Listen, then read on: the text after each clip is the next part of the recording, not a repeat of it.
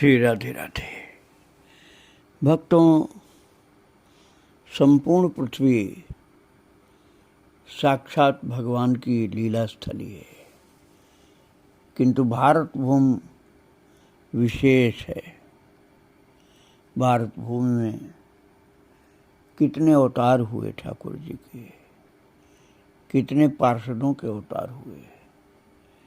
दिव्य दिव्य लीला भूमि है, धाम है भगवान के, पुरियाँ हैं, अनंत महिमा है पवित्र भारतवर्ष की। कलयुग में एक ऐसा अवतार हुआ जिसे कृष्णावतार, राधा रानी का अवतार, परिपूर्णावतार, प्रेमावतार अनेक प्रकार से लोगों ने बताया। वो श्री चैतन्य महाप्रभु का अवतार हुआ। इन्हीं श्री चैतन्य महाप्रभु के साथ यदि चैतन्य महाप्रभु को कृष्ण कहा जाएगा तो जिनको बलराम कहा जाएगा वो श्री नित्यानंद जी गुरु तत्व के रूप में थे। यदि आप राम कहेंगे चैतन्य महाप्रभु को तो उनको लक्ष्मण जी कहा जाएगा, श्री नित्यानंद जी को। भक्त लोग निताई और निमाई बोलते हैं। उन्हीं श्री नित्यानंद जी का एक आवेशावतार हुआ था और वो थे श्री राधा रमण चरण दास जी, जिनको बड़े बाबा कहा गया। उनका चरित्र मैं आपको सुना चुका हूँ। उन्हीं बड़े बाबा की कृपा को प्राप्त किए हुए एक बालक थे,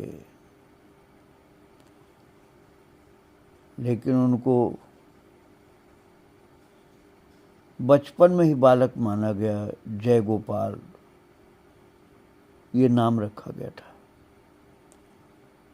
किंतु आपको आश्चर्य होगा, उनको बाद में ललिता दीदी कहा गया, सखी माँ कहा गया। यद्यपि मैं संक्षेप में उनका चरित्र आपको सुना चुका हूँ 4 वर्ष पहले, और अब मैं उन्हीं का विस्तृत चरित्र सुनाने के लिए आपके सम्मुख आया हूँ। भक्तों, बड़े बाबा महाराज श्री वृंदावन धाम में आए थे। रेल उस समय चल रही थी, प्रारंभ हुई थी, तो उनके अनुयायी बंगाल के महान संत लोग उनका चरण स्पर्श करना चाहते थे और इतना वो लौट रहे थे पृथ्वी पर, प्लेटफार्म पर वृंदावन के स्टेशन के, कि चरण कोई छू नहीं पा रहा था। मैं आपको इसलिए बता रहा हूँ जिससे आपको उनका चरित्र शायद याद आ जाए, जो मैं सुना चुका हूँ। जो कीर्तन करते थे तो वट का वृक्ष नृत्य करता था। पूरा बड़ा विशाल बरगद का पेड़, वट वृक्ष नृत्य करता था। वो बड़े बाबा थे जिनके पीछे भक्ति माता नाम की एक कुटिया लौटती हुई चलती थी उनकी चरण रज में, जिसके भंडारे में स्वान वैष्णव बुलाए गए थे। अद्भुत मनुष्य बुद्धि के परे का भंडारा हुआ था। पंक्तिबद्ध स्वान वैष्णव बैठे थे, उनका चरण भी धोया गया था। मैं आपको बता रहा हूँ जिससे आप स्मरण कर सके बड़े बाबा को, जिनका नाम था श्री राधा रमण चरण दास, लेकिन कहे जाते थे बड़े बाबा। उन्हीं के शिष्य हुए थे एक रामदास जी थे, एक नवद्वीप दास जी थे, और रामदास जी के शिष्य थे गौरांग दास जी महाराज। श्री गौरांग दास जी महाराज जो इस्कॉन मंदिर के निकट में उनका आश्रम है, खूब हरा भरा। उनका चरित्र मैं आपको सुना चुका हूँ विस्तार से। उन गौरांग दास जी महाराज के शिष्य चंद्रशेखर बाबा थे, उनका शरीर अब नहीं है। इन्हीं चंद्रशेखर बाबा के एक गुरु भाई महाराज वो विराजमान हैं। उनका नाम है ब्रज गोपाल दास। ये बहुत ही गौर कृपा के महान पुण्यात्मा कृपा पात्र भगवत भक्त हैं श्री ब्रज गोपाल दास जी। 4 संप्रदाय के निकट में रहते हैं, भक्त हैं भगवान के। ये लेखक भी हैं। इन्होंने बंगला भाषा का भी खूब अध्ययन किया है, बंगला भाषा का भी खूब ज्ञान है। अमी निमाई चरित्र के अनुवाद में मुख्य भूमिका इनकी रही है और बहुत से गौर साहित्य का इन्होंने अध्ययन किया, अनुवाद किया। ये कृपा करके मुझे भी दर्शन देने आए थे भक्ति आश्रम में, 2 बार आ चुके। तो मेरे कहने का तात्पर्य कि वो परंपरा अब भी चल रही है। ऐसा नहीं कि बड़े बाबा की परंपरा अब नहीं है, अब भी चल रही है। उन्हीं की ही परंपरा की एक महान संत माता, जिनको सखी माँ कहा गया, ललिता दीदी जिनको कहा गया, पर बचपन में नाम था उनका जय गोपाल। उनका चरित्र में संक्षेप में सुना चुका हूँ आपको। वो नवद्वीप में रहती थी, बाद में सखी रूप में थी इसलिए रहती थी, मैंने कहा। और अब उनका आप विस्तृत चरित्र सुनने जा रहे हैं। बंगाल के बारिशाल जिले में,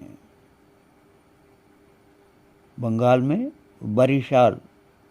बरिशाल जिले में गौर नदी थाने के अंतर्गत छोटा सा गांव हरिसेना, यहाँ रहते थे कालीकांत भट्टाचार्य महाशय।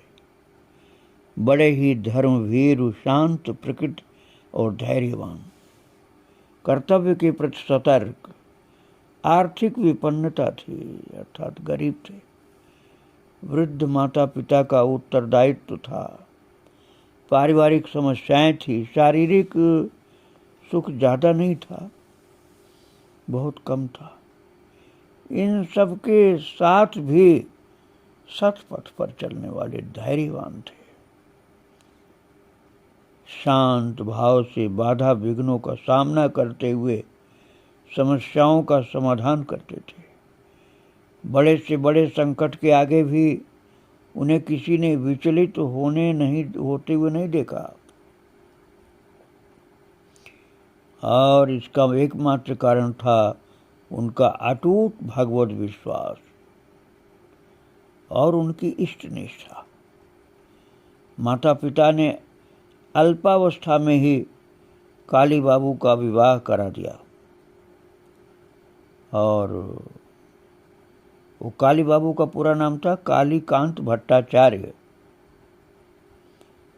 तो कालीकांत भट्टाचार्य को लोग काली बाबू कहते थे। रिवाज थी अल्पावस्था में विवाह होने की, तो विवाह हो गया था बचपन में। और पत्नी थी श्रीमती गौर सुंदरी देवी, फरीदपुर जिले में कोटालीपाड़ा गांव के आनंद चंद्र चौधरी महाशय की कन्या। नववधू गौर सुंदरी अपने सद्गुणों और मधुर स्वभाव के कारण परिवार में सभी की प्रिय बनी। उन्हें पा करके काली बाबू जो कहे जाते थे, कालीकांत भट्टाचार्य महाराज काली बाबू ही कहे जाते थे। तो महाराज उनको पा करके पवित्र नववधू गौर सुंदरी देवी जी को पा करके काली बाबू अपने को धन्य समझते थे। तो जो उनके सखा लोग थे, कोई तो उनको कालीकांत कहता था, कोई काली बाबू कहता था और कोई काली कहता था। और पत्नी का नाम गौर सुंदरी था। तो पति पत्नी दोनों का नाम एक साथ संबोधित करने के लिए लोग काली गौरी ऐसे बोलते थे। काली गौरी आदर्श दंपति थे। गौर सुंदरी देवी का सेवा भाव और कर्तव्य परायणता देख परिवार के लोग ही नहीं, ग्रामवासी भी मुग्ध रहते थे। गांव की स्त्रियां बात बात में अपनी बहू बेटियों के आगे उनका उदाहरण प्रस्तुत करती हैं और जीवन में उनका अनुकरण करने को कहती थी। उनका अनुसरण करो, उनका अनुकरण करो। और विवाह के पश्चात काली बाबू और उनकी धर्मपत्नी दोनों धर्मात्मा होने के कारण जैसे एक 11 हो गए, समझिए आप। और गौर सुंदरी उन्हें पति परमेश्वर मानकर हर कार्य में सहयोग करती। आर्थिक विभीषिका के रहते हुए भी पति पत्नी दोनों मिलकर के परिवार का सुचारू रूप से संचालन करते। वर्ष में कितने महीने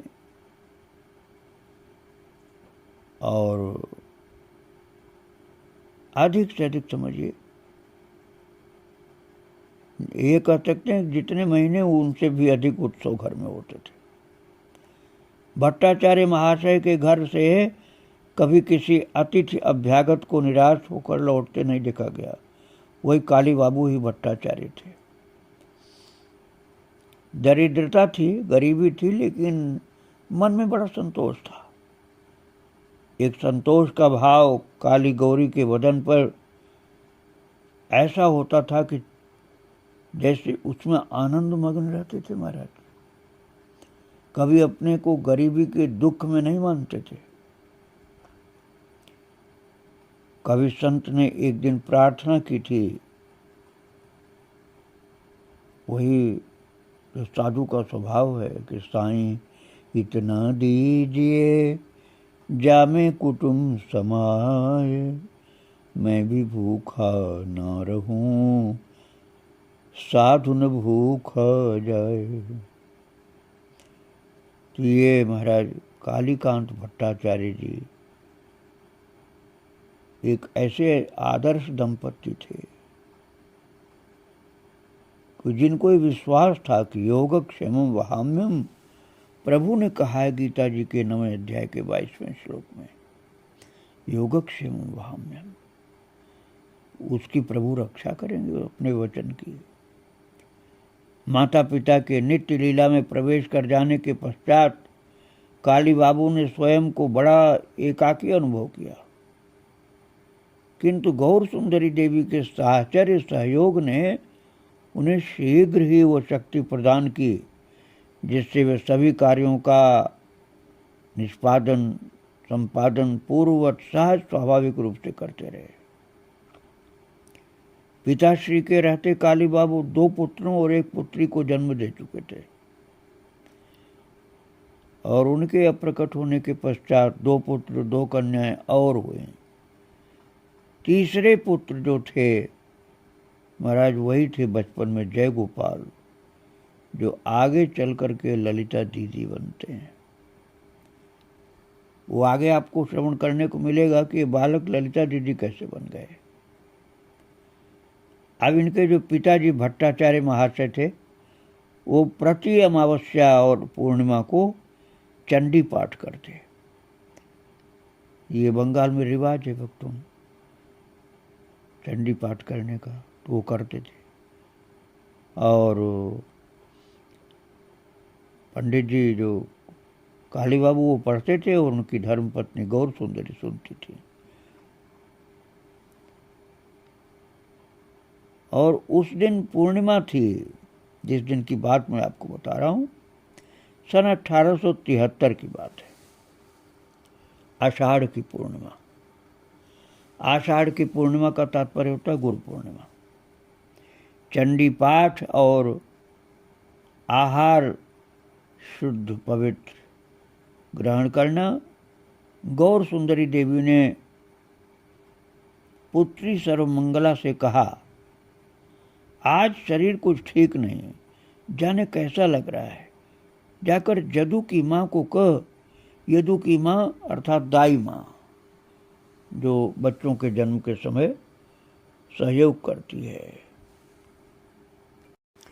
उन्हीं दाई माँ को बुलवाया गया था, लेकिन वो संध्या के 4 बज गए, नहीं आई। उसे बुलाने के लिए पुनः एक आदमी भेजा गया। उसके लौटने के पूर्व ही गौर सुंदरी देवी ने एक सुंदर पुत्र को जन्म दिया। पड़ोस की वयोवृद्धाएं उपस्थित थीं। वो दाई माँ तो नहीं आई, पड़ोसी माताओं ने सहयोग किया था। यदु की माँ ने भी तुरंत आ करके समयोचित फिर कार्यभार संभाल लिया।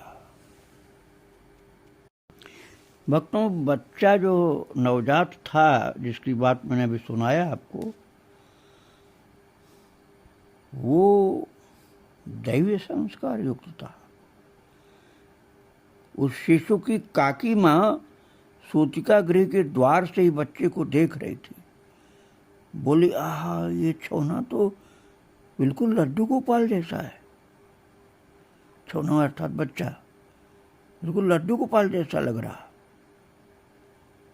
और भगवान लाख साल की उम्र दें, ऐसी माताएं बोलने लगी।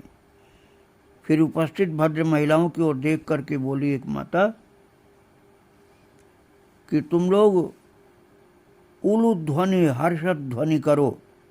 जैसे आप लोग देखे होंगे तो बंगाली माताएं मुंह पर हाथ रख करके एक आवाज करती हैं, जैसे शंख बजा रही हूं। उसी को उलू ध्वनि बोलते हैं। तो माताओं ने कहा, शंख बजाओ और उलू ध्वनि करो, क्या देख रही हो तमाशा। और इस प्रकार उलू ध्वनि तथा शंख ध्वनि ने गांव भर में कालीकांत भट्टाचार्य के घर एक नए शिशु के आगमन का उद्घोष कर दिया। नवजात शिशु को लेकर के दोनों भाइयों जगत बंधु और दीन बंधु का तथा बहन सर्वमंगला की आनंद व्यस्तता का क्या कहना।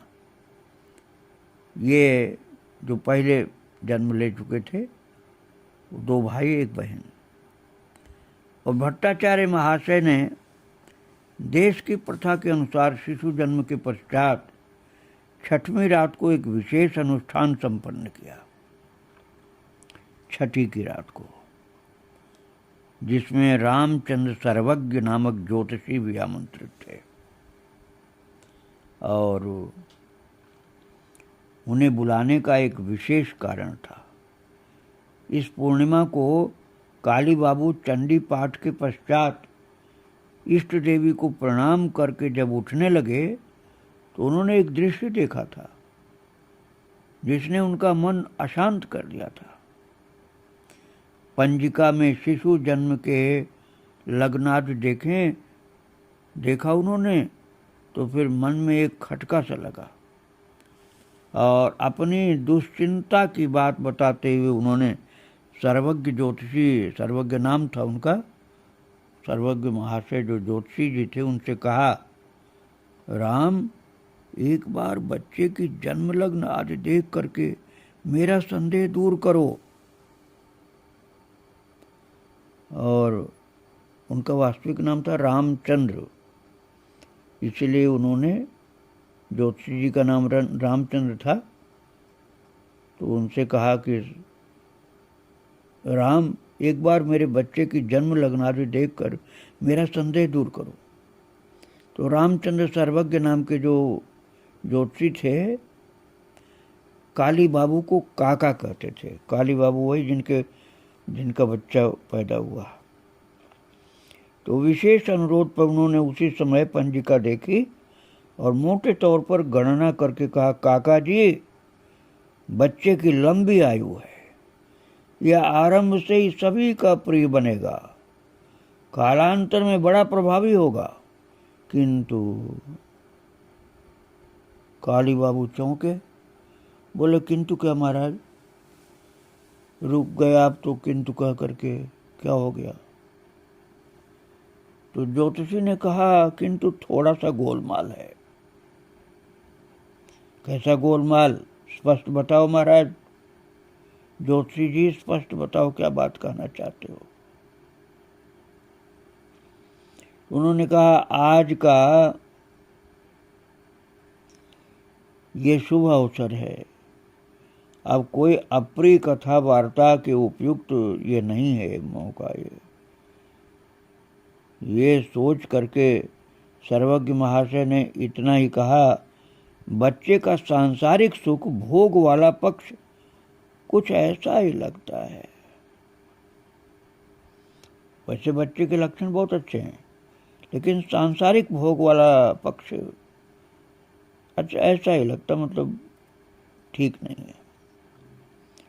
अनुष्ठान के पश्चात दक्षिणा आदि लेकर के जाते समय वो जो ज्योतिषी जी थे सर्वज्ञ महाशय, वो बोले, काका जी आप कोई चिंता नहीं कीजिए, मैं समय निकाल करके बच्चे की जन्मपत्री बनाऊंगा। और यथा समय ज्योतिषी ने बच्चे की विस्तृत जन्म पत्रिका बनाई और काली बाबू को दी और कहा, इस बच्चे के जन्म के समय ऐसे शुभ ग्रहों का योग है कि आबाल वृद्ध वनिता सभी इसकी बात मानेंगे, सब लोग इसकी बात को मानेंगे आदर के साथ।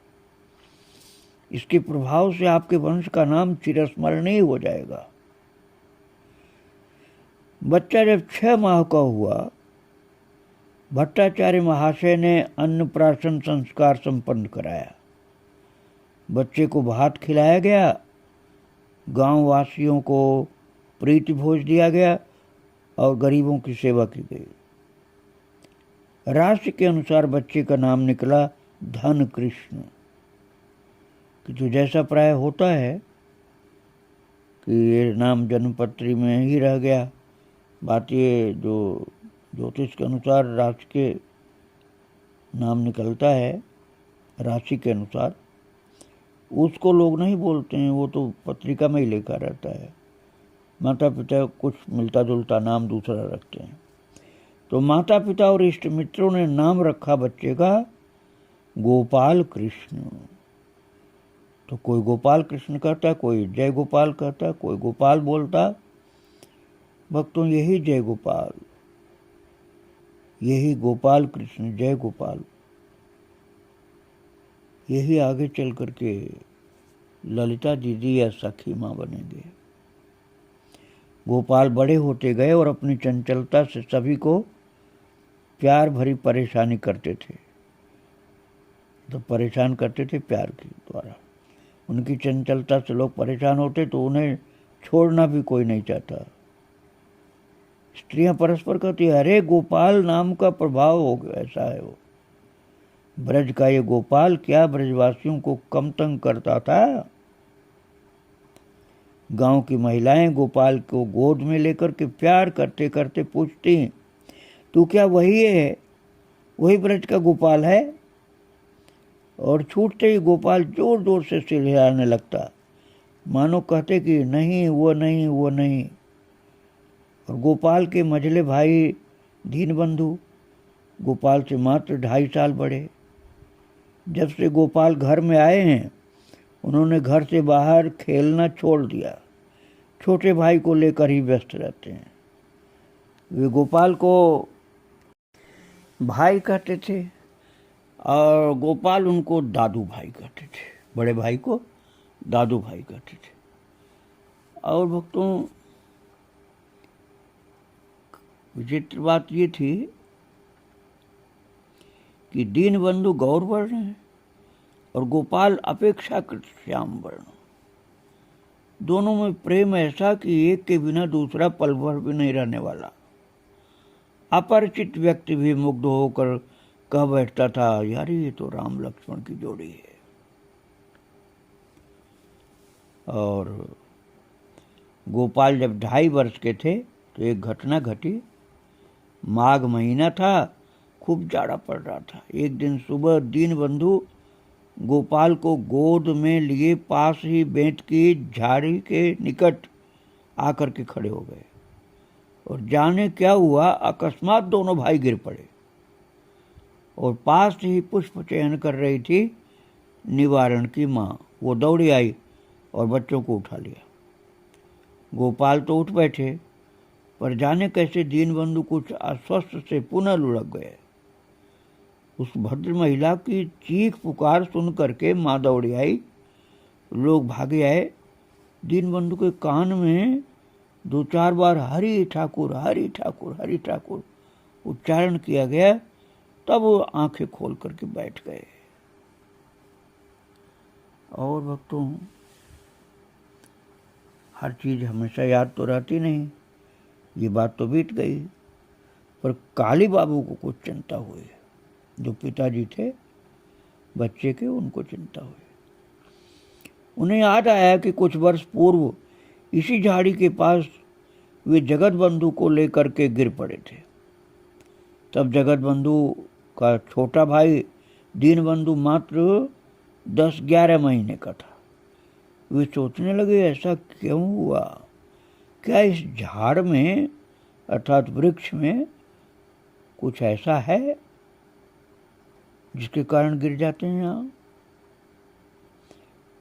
तो कुछ वर्षों के पश्चात दीनबंधु ने उस झाड़ को साफ करा करके वहाँ एक हरि घट की स्थापना की और उस घट के जल से अनेक लोगों के असाध्य रोग ठीक किए। तो हरि घट के माध्यम से वहाँ पूजा प्रारंभ हो गई भक्तों। और दीनबंधु द्वारा स्थापित ये हरि घट तो सिद्ध घट बन गया, सिद्ध घट बन गया। हरि नाम का प्रभाव, ऊपर से बच्चे का सरल विश्वास, एक के बाद एक ऐसे चमत्कार होने लगे कि बड़े बुजुर्ग भी आश्चर्य करते।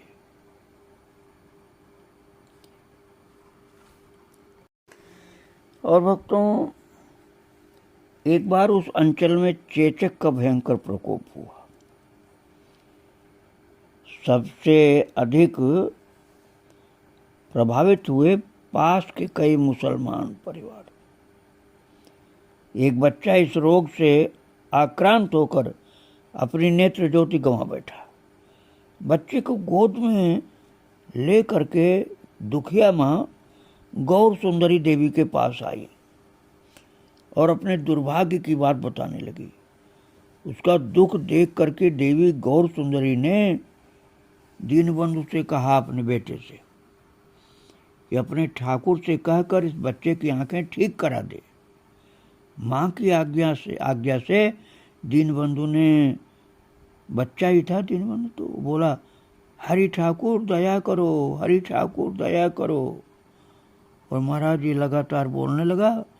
तो ये कहते कहते हरि घट के जल के कुछ छींटे बच्चे की आंखों पर मारे और उस मुसलमान भद्र महिला ने कहा, 3 दिन तक इसी तरह यहाँ आकर के छींटे लगवाना, उस महिला से कहा। और परम आश्चर्य, उस बच्चे की आंखों की ज्योत फिर से वापस प्राप्त हो गई। अब ये चमत्कार शुरू हुआ भक्तों। आगे फिर मैं चरित्र को सुनाऊंगा आपको। आज मैं बाल संत को प्रणाम करके यहीं विराम दे रहा हूँ। श्री राधे राधे, जय श्री राधे।